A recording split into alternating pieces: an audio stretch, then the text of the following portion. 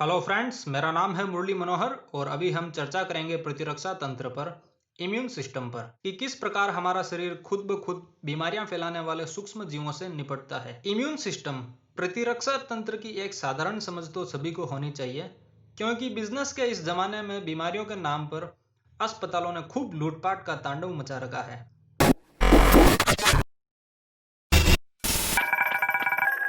अब तक 56 में जो साधु है उसका काम होता है सोसाइटी को बीमार करने वाले क्रिमिनल्स को मारना। हमारे शरीर में भी फेगोसाइट नाम की कोशिकाएं यही काम करती है। इस पूरी कहानी को समझने के लिए हमें एंटीजन, एंटीबॉडी और फिर फेगोसाइट के बारे में समझना पड़ेगा। सबसे पहले एंटीजन। एंटीजन को एंटीबॉडी के साथ समझना पड़ेगा, क्योंकि यह दोनों एक साथ एसोसिएटेड हैं। एंटीजन किसी वायरस या बैक्टीरिया की सरफेस पर उपस्थित एक संरचना है जो कुछ ऐसे नजर आती है। एंटीबॉडी क्या है? यह हमारे शरीर द्वारा बनाई जाने वाली संरचना है जो एंटीजन से चिपक जाती है। तो एंटीजन वायरस या बैक्टीरिया का एक हिस्सा होते हैं, जबकि एंटीबॉडी हमारे शरीर के प्रतिरक्षा तंत्र का हिस्सा है। जब किसी वायरस या बैक्टीरिया को नष्ट करना होता है तो सबसे पहले एंटीबॉडी उस वायरस के एंटीजन से चिपक जाती है और ऐसे एक साथ कई सारे वायरस को बांध देती है। इससे एफिशिएंसी, कार्य क्षमता भी बढ़ती है और इसका मैनेजमेंट भी अच्छे से हो पाता है। वायरस के ऊपर उपस्थित इस एंटीजन का अलग अलग शेप होता है। अब यह देखते हैं कि एंटीबॉडी का निर्माण कैसे होता है।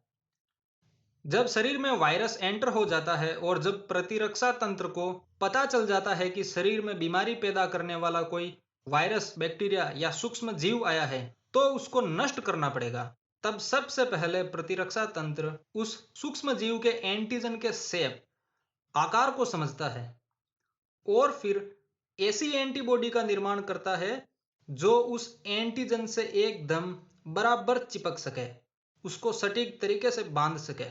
अभी पहले बात हो चुकी है कि वायरस या बैक्टीरिया के ऊपर उपस्थित एंटीजन की शक्ल या उसका आकार अलग अलग होता है। सपोज अगर एंटीजन का शेप यह होगा तो उसको बांधने वाली एंटीबॉडी का शेप भी ऐसा होगा, और अगर एंटीजन का शेप ऐसा होगा तो एंटीबॉडी का शेप भी ऐसा होगा। आगे एक शब्द देख लेते हैं। ग्लू का मतलब होता है गोंद, जिससे किसी चीज को चिपकाया जाता है। और जब कई सारी एंटीबॉडी एक साथ कई सारे एंटीजन को बांध दें, चिपका दें, तो इस प्रोसेस को अग्लूटिनेशन कहते हैं। जब अलग अलग टाइप के ब्लड ग्रुप मिक्सअप होते हैं, जैसे ए ब्लड ग्रुप में बी ब्लड ग्रुप का ब्लड मिल जाता है, तो वहां पर अग्लूटिनेशन ही होता है। यह सब चीज ब्लड ग्रुप वाले एपिसोड में अच्छे से समझ में आएगी। हाल फिलहाल इतनी जानकारी ध्यान में रखनी है कि कई सारे वायरस, बैक्टीरिया को मारने से पहले उनको एक साथ बाइंड करना बहुत जरूरी है। तो अभी तक जो देखा उसको रिकैप कर लेते हैं। एंटीजन बैक्टीरिया या वायरस जैसे सूक्ष्म जीव पर उपस्थित एक आणविक संरचना है, एक मोलिकुलर स्ट्रक्चर है जो प्रोटीन या कार्बोहाइड्रेट से बना होता है। एंटीजन की अलग अलग शक्ल हो सकती है, उसके शेप में वेरिएशन हो सकता है, और हो सकता है एंटीजन उपस्थित ही ना हो। अब नेक्स्ट सीन देखते हैं। जब प्रतिरक्षा तंत्र के ऑर्डर पर एंटीबॉडीज सभी वायरस, बैक्टीरिया को बांध देती है, तब फेगोसाइट नाम की कोशिकाएं अपना काम करना शुरू करती है। अंडरस्टैंडिंग के लिए मान लो कि यह ऐसी नजर आती है। यह फेगोसाइट कोशिकाएं सभी बैक्टीरिया और सूक्ष्म जीवों को खा जाती है और इस तरह बीमारियां पैदा करने वाले सूक्ष्म जीवों को हमारा प्रतिरक्षा तंत्र नष्ट कर देता है।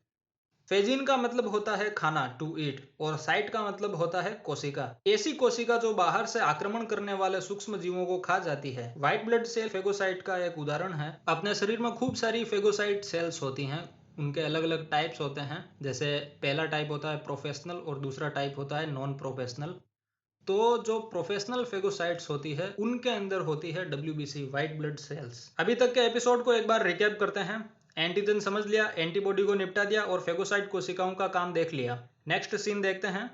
अच्छे से अच्छा सूक्ष्म जीव भी हमारे प्रतिरक्षा तंत्र की झपट में आ ही जाता है, तो भी कुछ ऐसे सूक्ष्म जीव होते ही हैं जिनको 12 मुल्कों की पुलिस भी नहीं पकड़ पाती है और ये बच निकल जाते हैं। जबकि कुछ तो ऐसे होते हैं जो फेगोसाइट कोशिकाओं को ही नष्ट कर देते हैं, जैसे HIV वायरस, सार्स, मर्स, कोविड-19, HIV यह कुछ ऐसी बीमारियां हैं जिनको फैलाने वाले वायरस का हमारा प्रतिरक्षा तंत्र कुछ नहीं कर सकता। यहाँ तक कि यह सभी लाइलाज बीमारियां हैं। बस यह इतनी सी जानकारी बहुत साधारण और वैल्यूएबल है क्योंकि HIV के भारत में 17 लाख मरीज हैं। पूरे वर्ल्ड में 3rd नंबर पर इंडिया है और कोविड-19 के आज तक 7 लाख मरीज हैं, जिसमें से 20,000 मर चुके हैं। सॉल्यूशन बस यही है कि इन वायरस को शरीर में घुसने ही मत दो, इनको शरीर में एंटर मत होने दो। अब इम्यून सिस्टम को समझने के बाद ब्लड ग्रुप को समझना बहुत आसान काम है। Okay, thanks. आज का एपिसोड यहीं पर खत्म।